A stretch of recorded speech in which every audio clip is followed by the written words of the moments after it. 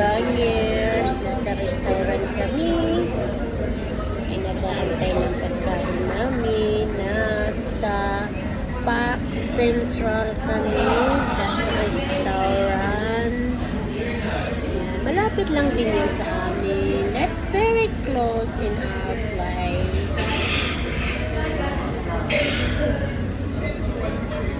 So, nag-antay kami ng pagkain namin. Sa Park Central. I live far away. I like this place. Come to the Park Central. It's an Italian. They call it Italian grill restaurant or something.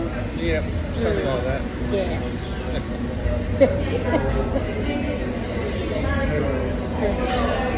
And baka mamaya makapag-live ako guys. Baka lang. Depende sa mood ko.